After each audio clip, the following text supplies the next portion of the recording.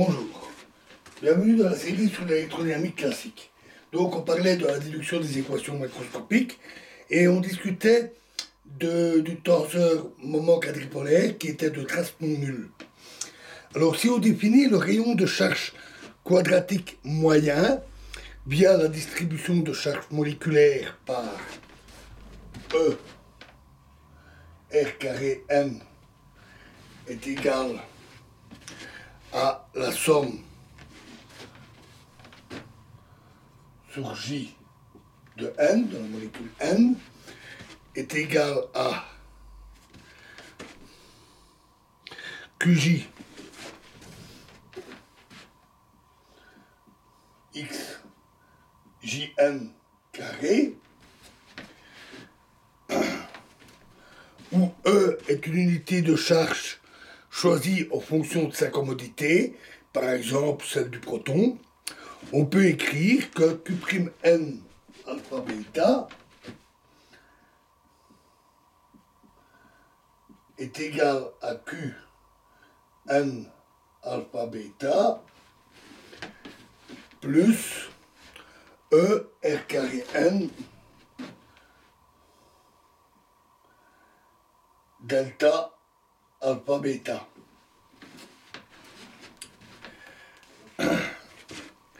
La densité quadripolaire macroscopique devient ainsi Q' alpha bêta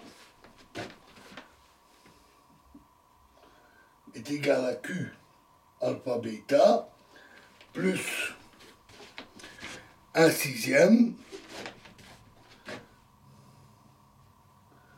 moyenne somme sur les N, les molécules, de ER carré N fois delta alpha bêta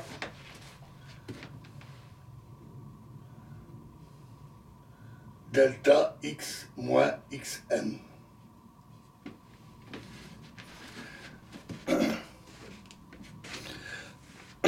Où Q alpha bêta est défini en fonction de Qn alpha bêta, de la même manière qu'on l'avait fait pour Q'.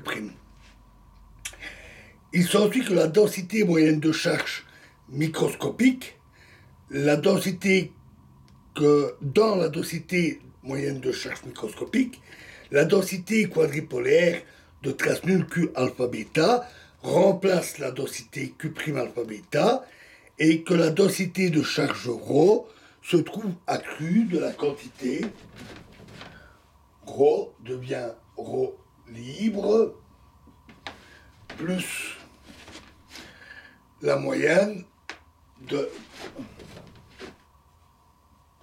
somme sur N moléculaire, N molécules de Qn delta X moins Xn plus 1/6 nabla carré de la moyenne sur N, somme sur N des molécules de E Rn carré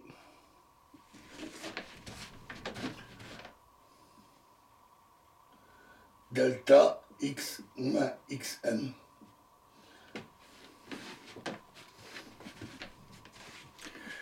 La trace du tenseur Q' alpha bêta figure avec la densité de charge car elle représente la contribution d'ordre L égale 0 dans le développement multipolaire. Les termes respectivement associés à la charge moléculaire et au rayon de charge quadratique moyen représentent les deux premiers termes du développement multipolaire d'ordre L égale 0 dès qu'on sort du cas statique. Dans l'espace des nombres d'ondes, ils correspondent aux deux premiers termes du développement en puissance de k carré du facteur de forme de la charge. On peut vérifier cela à partir de la définition du facteur de forme f de k carré pour une densité de charge ρ de x. F carré est égal à l'intégrale de rho x d cube x rho x fois E exposant IK x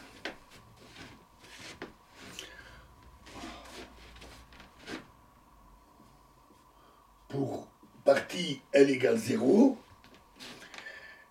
est égal à intégrale d cube x rho de x fois sinus kx sur sinus kr, pardon, sur kr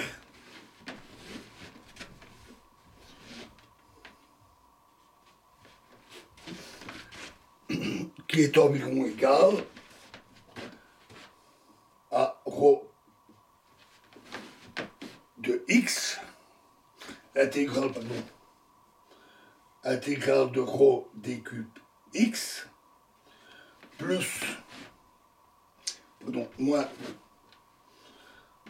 1/6 intégrale 1/6 k carré fois l'intégrale de r carré rho d cube x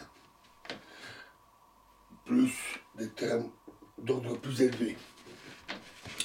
La correspondance K en moins I fois le gradient permet d'établir l'équivalence générale du développement du facteur de forme et de la relation ici.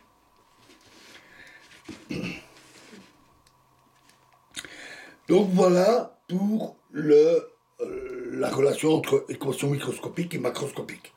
Dans la prochaine vidéo, nous allons parler du théorème de Poynting. Alors, c'est-à-dire la conservation de l'énergie et de la quantité de mouvement d'un système de particules chargées et de champs électromagnétiques. Je vous remercie.